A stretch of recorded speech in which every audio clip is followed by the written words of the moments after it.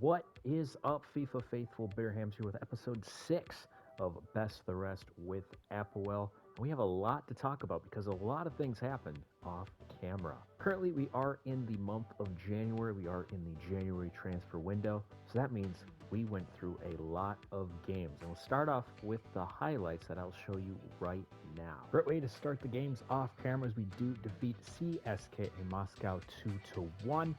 And it was a counter-attacking showcase. We did give up an early goal in the 27th minute to Adolfo Gajic, but then second half turned on the Jets a bit as Ndongo was able to get past the defense. Nice little cross creaser to Dombrovski, and then the 82nd minute is Mo Amisi off the bench, able to get the pass from Wheeler, puts it past the Russian goalkeeper. We secure the 3 points at home. Couldn't quite secure the 3 points away from home. We did get the early goal. Once again, Dombrovski's putting in goals for fun. Once again, a nice pass from Ndongla. But then, 88th minute, Franz Sol, just an absolute capitulation from the back line. Different game, same result. Zadudra against Panathinaikos. One change was the first ever goal for Mateo Cengic. Nice little dink pass here from Castanos, able to get it down. It's one player that has gone up in my evaluations during these games off camera is Cengic, that 8 role, and there's a reason why. I mean, we'll have to finish the game first. He's really solidifying himself a spot in the starting 11 in this one. Honestly, the one just to clinch it, barrels past one defender, and the cheekiest of chips into the top right corner. And this is coming from a guy that's listed as a CDM. I have him playing a little far forward just as, more defensive presence. And he does that. After all those draws, we did defeat AEK Athens 2-1. Then we drew against Lokomotiv Moscow. Then we lost to AEK Athens. And things kind of were okay after that. We did draw once again to PAOK. A lot of draws this season, by the way. We beat Slavia Praha 2-0. We did lose to Ferencváros by 5-1, and we did beat Victoria Pilsen 3-0. So far during the transfer window, I have purchased 2 players. One is Hector Kriapanu, 63 overall. I think we bought him from Walsall in League 2, and honestly, he's not too far up from getting some playing time at 63 overall, a CDM. He's going to be fighting for time with Gogic and Cengic. But I want to get him on loan, maybe a couple years, get him up to a higher 60s, even a lower 70s.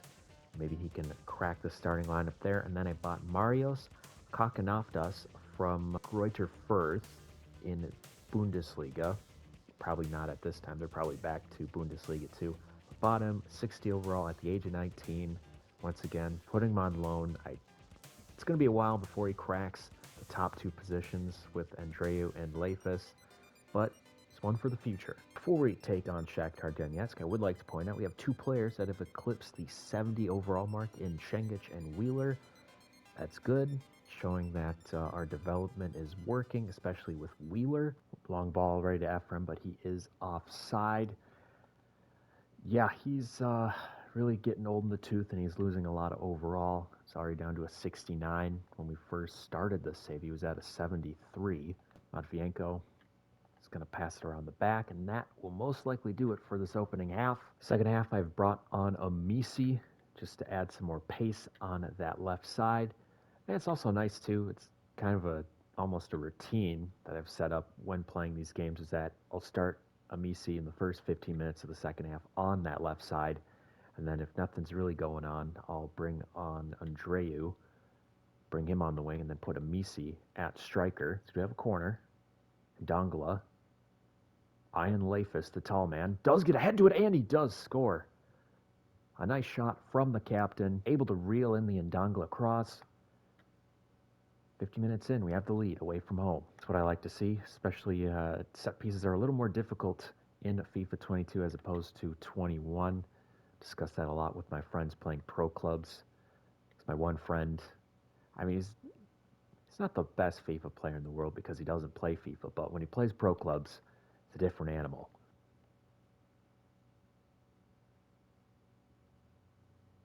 Oh, it's a nice centering pass through, and that will be the equalizer, and it'll be a perfect time for some subs. So we'll move Amisi to the middle, have him up top. We'll bring on Theodoru, excuse me. Nope, not enough time to set up a counter, and that will do it for the opening game. We share the spoils, 1 goal apiece. Despite being against loan-to-buy offers, I'm accepting this one, and the reason why I'm doing that is because it's the only offers we're getting, and I feel like if I know the deal, like, the final month, when he's already grown and developed, like, okay, yeah, no biggie. Final game of the episode, we do take on Hajduk Split, and I've made some changes to the lineup. We do have Ephraim playing Cam, and we have Theodoru starting on the left wing. All I'm hoping for this game is that Theodoru can do wonders on that left side, because I have to say, losing Okrashvili was a bit of a big deal. It's like he, along with Ephraim, were key pieces to our offense last year in terms of assists, and we kind of need a guy on that left wing to really know how to pass. Shot from distance does get deflected, but there is a nice challenge. I should say a naughty challenge. Oh, that was piss poor. Football. Dombrovskis on the volley scores. Great pass. Great way to start the game. Dombrovskis getting his 16th goal on the season, league leading at the moment. Now we're up by 1. The reason why I'm so invested into this save is because I've tried this type of challenge before, the type of challenge where it's, players from smaller countries with African Academy in FIFA 20, but just didn't pan out the way I wanted it to. That's what happens when you do too many saves at once. I only got through the first season on that one. I felt like could have made something out of that with Otto Den Haag. With Cyprus, there's a nice challenge there by Shabake. Dongla leading the line. Oh, come on. Yeah, passing in this game is terrible.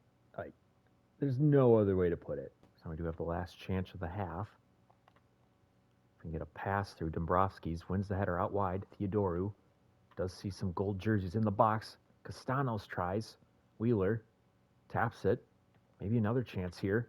Does get a cross. Does take a deflection. And that will do it for the opening half. We do score first in the 22nd minute with Dombrovski's volley. Now we just got to hold on. Oh, there's a nice interception, but it was screwed up. Pick it up. There we go. Nice play, Michael. I do know for one thing, I do want to take off Ephraim because he's that veteran where it's like, oh yeah, you play him for the first half and then you take him off for the second. Like he can still have a impact. It's just not as much. Oh, Dombrovskis slips right on his keister. It has become quite the track meet here in the second half. A little more than 20 minutes to go. Still no second goal, but Hajduk Split might be threatening here. Natasov, Lavia, nice pass, great save, Michael. I think we are going to make some subs here. I think what we'll do is we'll kind of shift everybody up. So Castanos the cam, Chengic the 8, and we'll have Gogic playing the 6. It's also nice to have Kavilataya because he is 6'4". Might be helpful in these situations. There's a nice cross in the box. There's a header. Great save, Michael. Does want to keep that clean sheet. And that'll do it. Way to end the episode. A 1-0 victory. A hard-fought victory. His defense did their part. And also, Dombrovskis did his part, getting his 16th league-leading goal. We'll end January on a high note. In our youth academy, did a little position changing. Moved Fatim Kochi to a cam, and he's up to a 63. Doesn't have the greatest potential in the world, but you know what? Let's bring him into the senior side. Now in the month of February, the January transfer window has passed, and I have to say it was a reasonable success. We've added more players to the loan army. We do have Cipriano going to Portland. We also have Kutsakos in the last minute going to a Polish club in Raków. And yeah, it's nice to see that these guys are even growing too. Ken Santonis is up to a 69. He'll be at a 70 soon. Lucas Lepp has leaped to a 66 overall. If he comes back, I mean, well, he's a 2-year loan, but I'm going to bring him back if he hits 70. No question about that. Nick Cerula's up to a 65. he can start competing with Wheeler. Carl's up by 1, but shots Gabriel, 66, just 1 behind Michael at the moment. And this is nice. This is exactly what I wanted from the loans. Just get these players to develop and grow.